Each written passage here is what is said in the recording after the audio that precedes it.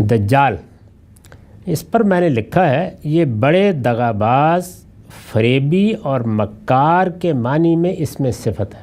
یعنی پہلی جو بنیادی چیز ہے وہ یہ ہے کہ دجال کسی شخص کا نام نہیں ہے، یہ اسم علم نہیں ہے، یعنی کوئی پراپر ناؤن نہیں ہے، کسی شخص کے نام کے طور پر یہ لفظ نہیں آیا، بلکہ یہ کیا ہے، یہ ایک ایڈجیکٹو ہے، اس میں صفت ہے۔ جس طرح سے حور کی بحث میں یہ مسئلہ پیدا ہو گیا کہ جب لفظ حور خود ہماری زبان میں استعمال ہونے لگا تو یہ تاثر بن گیا کہ یہ کوئی الگ مخلوق ہوگی، درحالے کہ وہ بھی ایک صفت ہے، ایک ایڈجیکٹو ہے، یعنی عورتوں کے حسن کو، جمال کو، ان کی خوبیوں کو بیان کرنے کے لیے قرآن نے بہت سے الفاظ استعمال کیے ہیں، ان میں ایک لفظ حور بھی ہے۔ یہاں لفظ دجال ہے، تو الدجال یا دجال اس کا عربی زبان میں مطلب ہوتا ہے بڑا دغاباز، یعنی یہ مبالغے کا صیغہ ہے۔ جس طرح ہم اللہ تعالیٰ کو کہتے ہیں غفار، بالکل اسی طرح سے یہ لفظ بنا ہے دجال، یہ بڑے دغاباز، فریبی اور مکار کے معنی میں اس میں صفت ہے۔ پہلی بنیادی بات یہ سمجھ لیجئے کہ یہ کسی شخص کا نام نہیں ہے، بلکہ ایک ایڈجیکٹو ہے، ایک اس میں صفت ہے۔ اس باب کی روایتوں میں اس کا ذکر مختلف ناموں سے ہوا ہے، یعنی اس میں کبھی کوئی چیز ساتھ آ جاتی ہے موصوف کے طور پر، کبھی کوئی چیز، لیکن الدجال باقی رہتا ہے۔ اس کا ذکر مختلف ناموں سے ہوا ہے، جن میں سے ایک، یعنی ایک جگہ یہ پوری ترکیب استعمال ہوئی ہے اور وہ پھر مختلف روایتوں میں آ گئی ہے، وہ کیا ہے؟ جن میں سے ایک المسیح الدجال بھی ہے، گویا پورا نام کیا ہے؟ المسیح الدجال۔ روایتوں میں یہ اسی طرح آیا ہے۔ اس روایت میں جو زیر مطالعہ ہے، یہ دیکھیے یہاں پر بھی الدجال ہی کا لفظ ہے، بہت سی روایتوں میں اسی طرح آتا ہے، لیکن پھر نبی صلی اللہ علیہ وسلم کی نسبت سے جو چیزیں بیان کی گئی ہیں ان میں یہ پوری بات بھی واضح ہو گئی ہے کہ وہ المسیح الدجال ہوگا۔ یہ اسی طرح کی ترکیب ہے جیسے کسی شخص کو النبی الکاذب کہا جائے، یعنی کسی شخص کو آپ کہیں کہ فلاں شخص کیا ہے؟ النبی الکاذب، تو کیا مطلب ہوگا؟ یعنی کاذب کا مطلب ہے جھوٹا، تو النبی الکاذب جھوٹا نبی۔ اسی طریقے سے یہ ہے المسیح الدجال، تو دجال کے کیا معنی ہیں؟ فریبی، دغاباز، تو کیا مطلب ہوا؟ دغاباز اور فریبی مسیح، یعنی یہ ہے پوری ترکیب کا مطلب، المسیح الدجال، دغاباز، فریبی مسیح۔ لفظ النبی جس طرح اصطلاح بن چکا ہے، یعنی اب جب ہم لفظ نبی بولتے ہیں، کہتے ہیں کہ جھوٹا نبی، تو جھوٹا نبی میں جھوٹے کے لفظ سے میں بھی، آپ بھی سب واقف ہیں کہ اس کا مطلب کیا ہے، نبی سے بھی واقف ہیں کہ وہ ایک اصطلاح ہے۔ یعنی یہاں اب نبی کے لغوی معنی کی ضرورت نہیں ہوتی دیکھنے کی، نبی ایک اصطلاح ہے اللہ تعالیٰ کی طرف سے جن لوگوں کو بھیجا جاتا ہے کہ وہ جا کر قیامت کی خبر دیں، قیامت کی منادی کریں، ان کو نبی کہا جاتا ہے۔ تو ایک اصطلاح جب اس طریقے سے زبان کا حصہ بن جاتی ہے تو پھر اس کے لغوی معنی کی طرف نہیں جاتے، یعنی النبی الکاذب کا مطلب یہ نہیں ہوگا عربی زبان میں یا اردو میں بھی بولیں کہ کوئی شخص یہ کہے کہ جھوٹا خبر دینے والا اور مراد ہے اس وقت جو آدمی ٹیلی ویژن پر خبریں پڑھ رہا ہے، یہ نہیں ہو سکتا۔ ایک اصطلاح ہے، نبی کاذب کا مطلب ہوگا جھوٹا نبی۔ اسی طرح سے المسیح الدجال کا مطلب ہے جھوٹا یا فریب دینے والا مسیح۔ تو نبی کا لفظ جس طرح اصطلاح ہے، لفظ المسیح کا معاملہ بھی یہی ہے، یعنی جیسے نبی ایک اصطلاح ہے، وہ اب لغوی مفہوم سے اوپر اٹھ کر ایک اور چیز بن چکا ہے، یہی معاملہ لفظ مسیح کا ہے۔ اسے کسی طرح بھی اس کے لغوی مفہوم میں نہیں لیا جا سکتا، یعنی جیسے نبی کاذب کے الفاظ بولے جائیں تو کوئی آدمی اس کا اگر وہ ترجمہ کرے جو میں نے آپ کو بتایا ہے تو وہ ایک غلط بات کرے گا، جہالت کی بات کرے گا۔ اسی طرح لفظ مسیح کا بھی ایک لغوی مطلب ہے، لیکن یہ اس معنی میں اب نہیں لیا جا سکتا، یہ اصطلاح بن چکا ہے۔ پھر یہ بات بھی ملحوظ رہے کہ وہی بات کہنا مقصود ہوتی تو جو علماء نے بالعموم اس سے سمجھی ہے، تو اس کے لیے موضوع ترکیب الدجال الممسوح کی تھی۔ یعنی اگر وہی بات کہنی ہوتی تو پہلی چیز تو یہ ہے کہ المسیح کا لفظی استعمال نہ کیا جاتا، کیونکہ وہ اصطلاح بن چکا ہے۔ المسیح کے لغوی مفہوم میں جو لفظ عربی میں بولیں گے وہ کیا ہے؟ الممسوح۔ تو الممسوح کا مطلب ہمارے ہاں یہ لے لیا گیا کہ وہ جس کی آنکھ پر ہاتھ پھیر کر اسے ایک آنکھ سے محروم کر دیا گیا ہے۔ اسی طرح اور بہت سے معنی لوگوں نے بیان کیے، اور پھر گویا یہ بتا دیا کہ دجال گویا ایک شخص ہے، اور یہ وہ شخص ہوگا جس کی یہ صفت ہے کہ اس کی ایک آنکھ نہیں ہوگی۔ یہ معنی کیے، یہ بالکل غلط بات ہے۔ یہ عربی زبان بلکہ دنیا کی کسی زبان کے اصول پر بھی صحیح نہیں ہے۔ الدجال کو صفت کے مقام پر رکھ کر اس سے پہلے لفظ المسیح کا استعمال اس کے لیے کسی طرح موضوع نہیں ہے۔ تو یہ میں نے تنقید کی ہے ان لوگوں کی رائے پر جو اس طرح اس کو سمجھانے کی کوشش کرتے ہیں۔ چنانچہ لفظ المسیح پر الف لام ہمارے نزدیک عہد کا ہے، یعنی المسیح اس پہ الف لام ہے۔ رسول اللہ نے مسیح الدجال نہیں کہا، فرمایا المسیح الدجال، یہ فرمایا ہے۔ تو الف لام عہد کا ہے۔ عہد کا کیا مطلب ہے؟ جیسے میں اگر رسول اللہ صلی اللہ علیہ وسلم کا نام نہ لوں اور یہ کہوں کہ نبی کریم نے فرمایا، تو کسی مسلمان کو اس وقت یہ سمجھنے میں دقت نہیں ہوتی کہ میں کس کا ذکر کر رہا ہوں۔ عربی زبان میں جب کوئی لفظ اس طرح کی صورت اختیار کر لیتا ہے تو اس پہ ایک الف لام لاتے ہیں، اس کو عہد کا الف لام کہا جاتا ہے۔ جیسے انگریزی زبان میں آپ دی کا استعمال کرتے ہیں۔ تو جب یہ کہا جاتا ہے کہ نبی کریم، نبی صلی اللہ علیہ وسلم، تو اب ظاہر ہے کہ نبی تو حضرت موسیٰ بھی ہیں، وہ حضرت مسیح بھی ہیں، ابراہیم بھی ہیں، لیکن ہمارے عرف میں پھر نبی کریم سے یا نبی صلی اللہ علیہ وسلم سے ایک ہی شخصیت مراد ہوتی ہے۔ تو مسیح کا معاملہ بھی بالکل ایسے ہی ہے، یعنی مسیح یہودیوں کے ہاں ہر نبی مسیح تھا۔ ان کے ہاں یہ طریقہ تھا کہ جب کسی کو نبوت ملتی تھی تو پہلے جانے والا نبی، پے در پے نبی آ رہے تھے، کفینا من بعدہ بالرسل کہا ہے نا قرآن نے، ایک کے بعد دوسرا نبی۔ تو جب دوسرا نبی آ جاتا تھا تو پہلا نبی اس کے سر پر تیل کی چند بوندیں ڈال کر مسح کرتا تھا اسے، اس سے یہ لفظ بنا مسیح، یعنی گویا یہ اس کی طرف سے اعلان ہے کہ اس کا تقرر ہو گیا ہے، یہ اب اللہ کا پیغمبر ہے۔ تو سارے نبی مسیح کہلاتے تھے۔ اس میں یہ پیشین گوئی کی گئی کہ ایک وہ آئے گا جو پیدائش سے خدا کا مسیح ہوگا، یعنی اس کو کسی کے تعارف کی ضرورت نہیں ہوگی، وہ اپنا تعارف آپ ہوگا۔ تو حضرت مسیح بن باپ کے پیدا ہوئے اور بچپن میں انہوں نے اپنے پیغمبر ہونے کا اعلان کیا، اس وجہ سے وہ المسیح کہلاتے ہیں۔ تو قرآن مجید میں یہ المسیح کا لقب ان کے لیے استعمال ہوا ہے، جس طریقے سے میں نے عرض کیا کہ اب النبی ہمارے لیے ایک شخصیت ہے جس کو ہم جانتے ہیں۔ تو المسیح کا مطلب ہے حضرت مسیح علیہ السلام، یعنی انہی کا ذکر ہوگا جب بھی ہوگا۔ تو مطلب کیا ہوا؟ المسیح الدجال یعنی وہ مسیح جو فریبی دغا باز ہوگا اور یہ دعویٰ کرے گا کہ میں مسیح ہوں اور اس میں جھوٹ بول رہا ہوگا۔ تو جیسے النبی الکاذب ایک اصطلاح ہے، اسی طرح المسیح الدجال بھی ایک تعبیر بن گئی، یعنی جھوٹا نبی۔ کیا مطلب؟ یعنی وہ شخص جو نبوت کا جھوٹا دعویٰ کرے، اور المسیح الدجال وہ شخص جو مسیح ہونے کا جھوٹا دعویٰ کرے گا۔ یہ لفظ کے معنی ہے جس کو میں نے واضح کیا۔ یہ ابھی کافی مفصل بحث ہے، اس کو اگلی نشست میں کریں گے۔ وآخر دعوانا الحمدللہ۔ دجال کی نشانی کے بارے میں اپنا نقطہ نظر واضح کر رہا تھا، اس میں اتنی بات میں نے بتا دی تھی کہ لفظ دجال تنہا نہیں آیا، روایتوں میں المسیح الدجال کے الفاظ آئے ہیں، اور المسیح الدجال کا جو مطلب لوگوں نے عام طور پر سمجھا ہے وہ صحیح نہیں ہے۔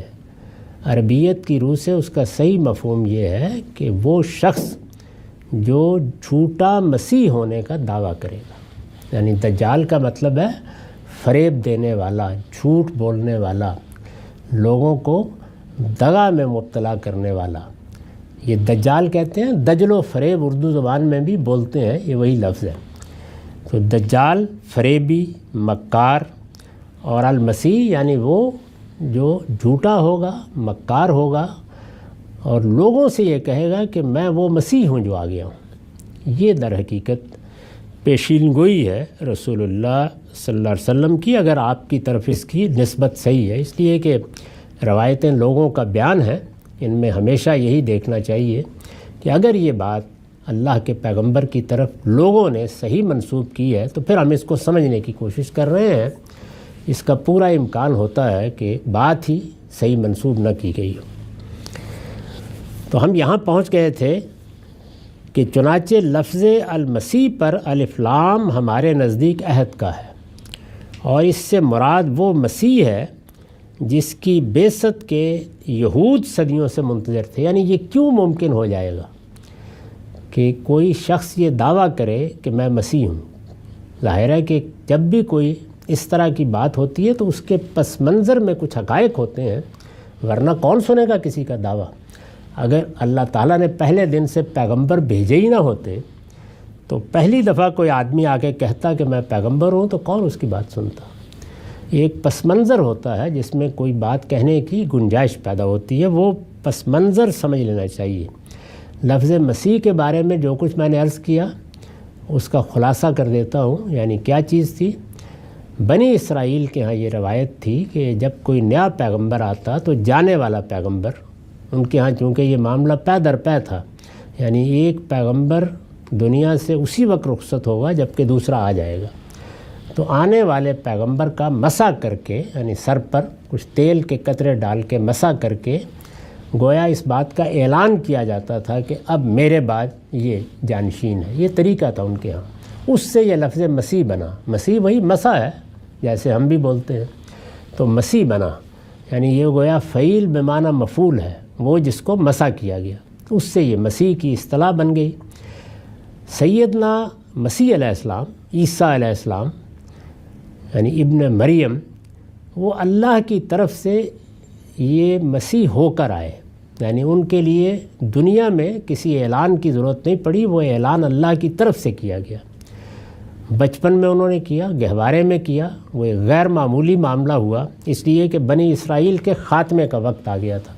اللہ کی ایک منتخب قوم اب دنیا سے ہمیشہ کے لیے اپنی منصبی حیثیت کے لحاظ سے ختم کی جا رہی تھی، تو اللہ تعالیٰ نے اس طرح سے مسیح بھیجا۔ ان کو اس لیے المسیح کہا جاتا ہے، یعنی وہ صرف مسیح نہیں ہے، مسیح تو سب کے سب تھے، وہ المسیح ہیں۔ یہ گویا دی کے ساتھ ان کو متعارف کرایا گیا۔ اسی وجہ سے ہم عام بولتے ہیں مسیح علیہ السلام، مسیح علیہ السلام، ہر آدمی جانتا ہے کہ اس سے مراد کیا ہوتی ہے؟ سیدنا عیسیٰ علیہ السلام۔ اس کا نتیجہ کیا ہوا؟ نتیجہ یہ کہ پوری بات واضح ہو گئی کہ کوئی شخص آئے گا اور وہ یہ کہے گا کہ میں وہی مسیح ہوں جس کو آنا تھا۔ سوال یہ ہے کہ مسیح تو آ چکے، تو اس لیے یہ ممکن ہوگا کہ یہود نے ان کو نہیں مانا، یعنی وہ آج بھی انتظار کر رہے ہیں۔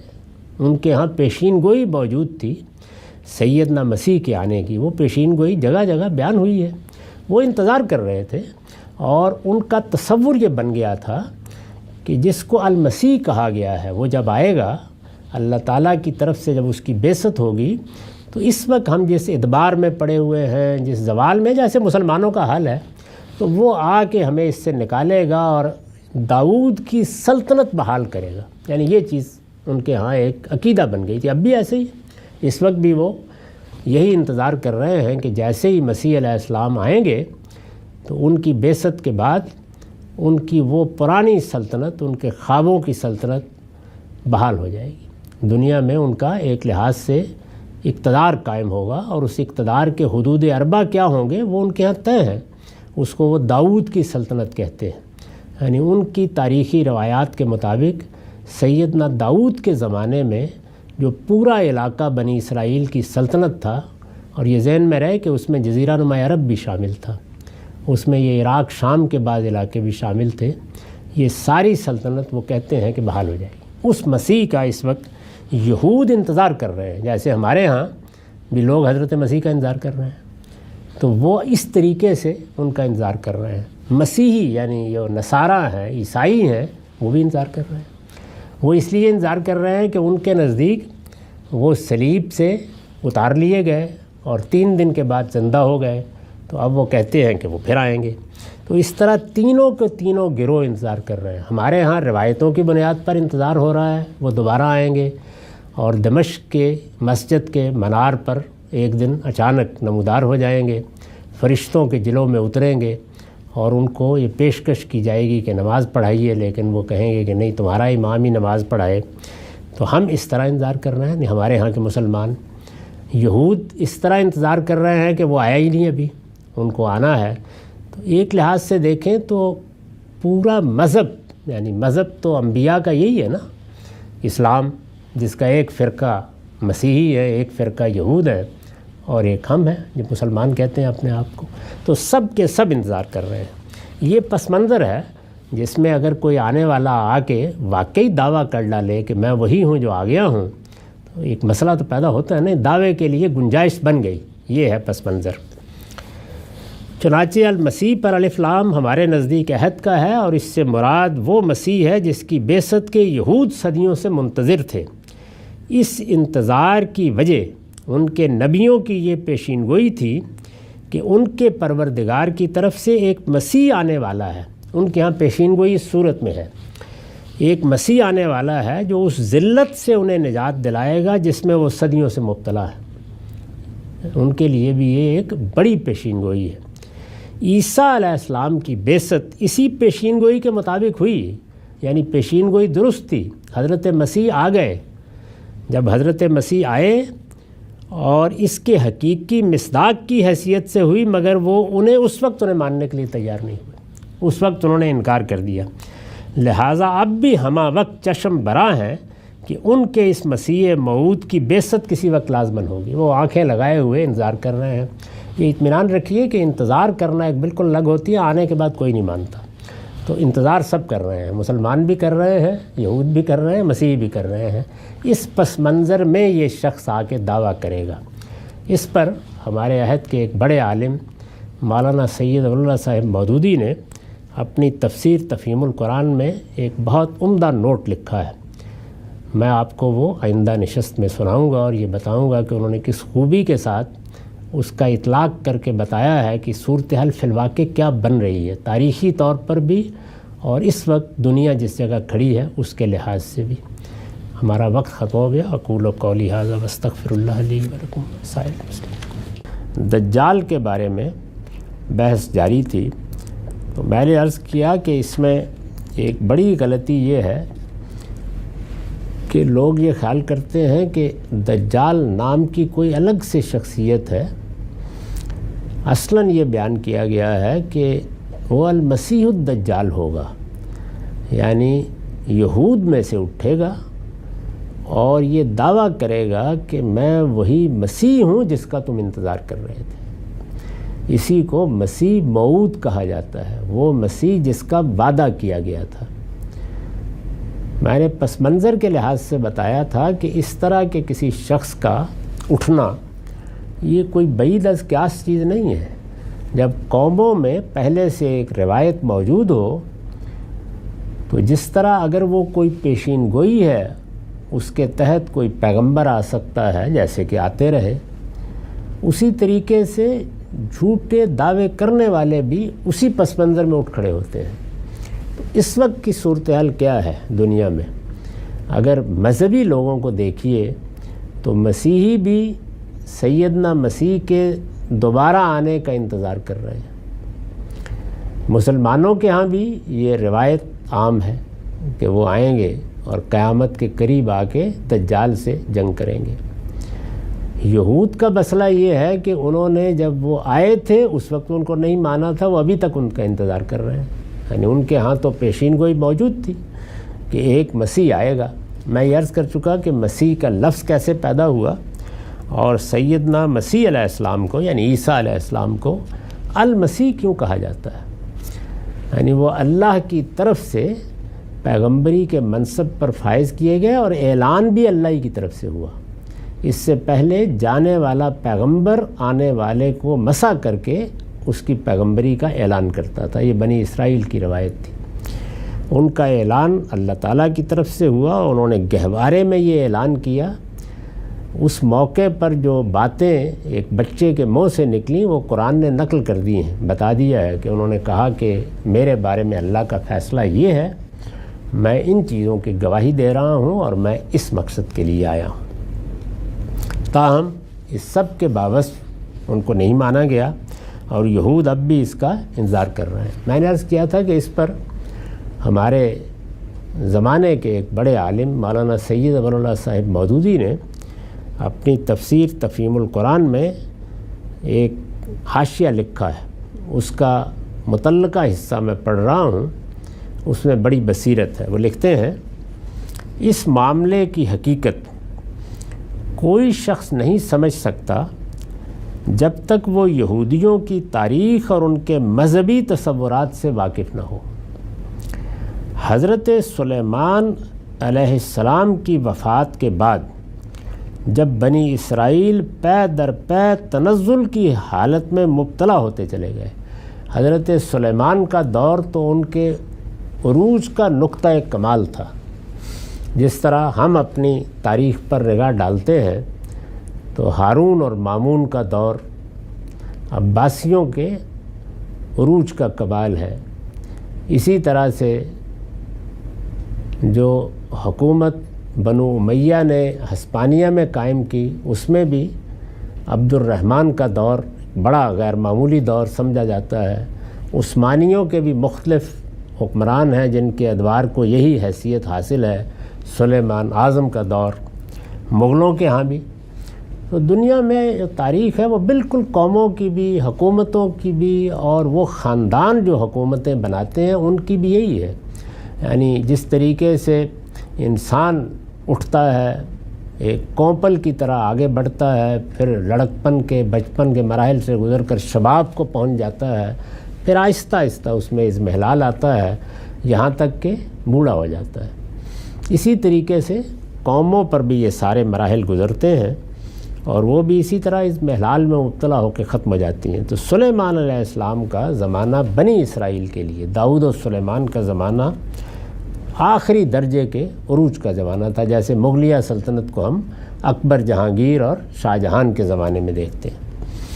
حضرت سلیمان علیہ السلام کی وفات کے بعد جب بنی اسرائیل پے در پے تنزل کی حالت میں مبتلا ہوتے چلے گئے, یہاں تک کہ آخر کار بابل اور اسیریا کی سلطنتوں نے ان کو غلام بنا کر زمین میں تتر بتر کر دیا. یعنی پھر وہ وقت آیا کہ جو ان کے گرد و پیش کی سلطنتیں تھیں وہ حملہ آور ہوئیں, جیسے کہ اس زمانے میں ہوتا تھا. اگر کوئی قوم کمزور ہو گئی تو کون چھوڑتا تھا. وہ آئے, انہوں نے ان کو غلام بنایا اور ان کو وہاں سے نکالا جو ان کی اپنی سرزمین تھی, جو اللہ نے ان کے لیے خاص کی تھی, اور تتر بتر کر دیا. تو انبیاء بنی اسرائیل نے ان کو خوشخبری دینی شروع کی. یعنی اس زمانے میں بھی انبیاء آئے, اسیری کے زمانے میں بھی پیغمبر آتے رہے. تو انبیاء بنی اسرائیل نے ان کو خوشخبری دینی شروع کی کہ خدا کی طرف سے ایک مسیح آنے والا ہے جو ان کو اس ذلت سے نجات دلائے گا.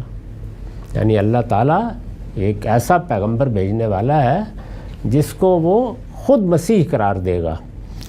وہ آئے گا اور اس ذلت سے تمہیں نجات دلا دے گا. ان پیشین گوئیوں کی بنا پر یہودی ایک مسیح کی آمد کے متوقع تھے. یعنی انہوں نے تو صرف یہی کہا تھا, اور یہ بات بالکل قرینِ قیاس تھی کہ جب اللہ کی طرف سے ایک پیغمبر آئے گا اور تم اس کا استقبال کرو گے, اللہ تعالیٰ اس کے نتیجے میں تمہیں سرفرازی دے گا. یعنی اس میں یہ تو نہیں ہونا تھا کہ آسمان سے لشکر اتریں گے اور وہ آ کر تمہیں ذلت سے نکال دیں گے. پہلی چیز تو یہی تھی کہ اللہ کا پیغمبر آئے تو تمہارا کیا رویہ اس کے بارے میں ہوگا. لیکن انہوں نے جو چیزیں اس کے ساتھ وابستہ کر لیں وہ یہ تھی کہ اب یہ بادشاہ ہوگا, لڑ کر ملک فتح کرے گا. چنانچہ وہ لکھتے ہیں کہ ان پیشین گوئیوں کی بنا پر یہودی ایک مسیح کی آمد کے متوقع تھے جو بادشاہ ہو, لڑ کر ملک فتح کرے, بنی اسرائیل کو ملک سے لا کر فلسطین میں جمع کر دے اور ان کی ایک زبردست سلطنت قائم کر دے. یہ ان کا خیال بن گیا اور یہ بات بیان کی جاتی تھی۔ ہمارے ہاں بھی لوگ یہی کہتے ہیں کہ بس وہ آئیں گے، اس کے بعد دودھ کی اور شہد کی نہریں بہہ نکلیں گی، مسلمانوں کی حکومت قائم ہو جائے گی۔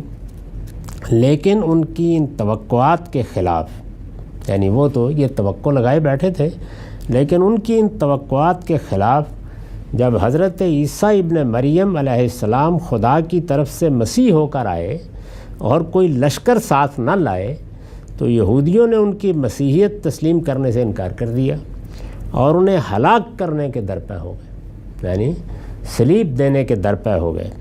اس وقت سے آج تک، یعنی اس زمانے سے لے کر جب انہوں نے صلیب دینے کی کوشش کی، اس وقت سے آج تک دنیا بھر کے یہودی اس مسیح موعود، پرومسڈ مسیح کا انکار کر رہے ہیں، کہ منتظر ہیں، جن کے آنے کی خوشخبریاں ان کو دی گئی تھیں۔ وہ انتظار کر رہے ہیں کہ وہ مسیح اب آئے گا جس کا ہم نے خواب دیکھا تھا، جو آیا تھا وہ تو وہ مسیح تھا ہی نہیں۔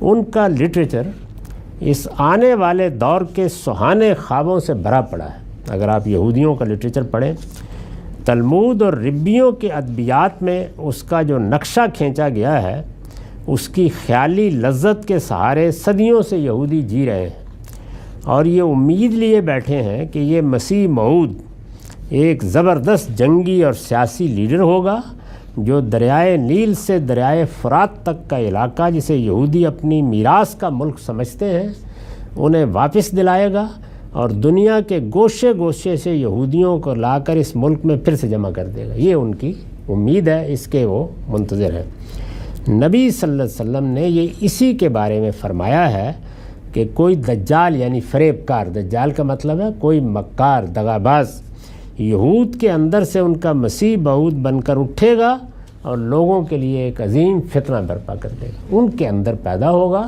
اور یہ کہے گا کہ میں وہی مسیح ہوں، آ گیا ہوں، اور یہ ظاہر ہے اسی صورت میں ہوگا جب کہ وہ کوئی بڑا فاتح بن کے اٹھے۔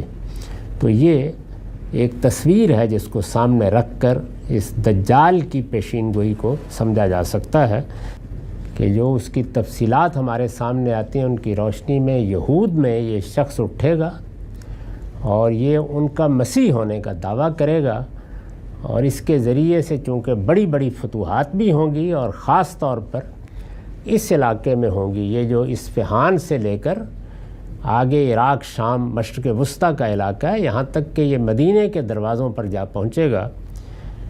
اور جب وہ اس کے ساتھ یہ کہے گا کہ میں وہی مسیح ہوں اور فتوحات اس کے جلوں میں ہوں گی، تو بڑا امکان ہے کہ یہود میں بھی اس کو قبول کیا جائے اور بہت سے دوسرے لوگ بھی اس کے فریب میں مبتلا ہو جائیں۔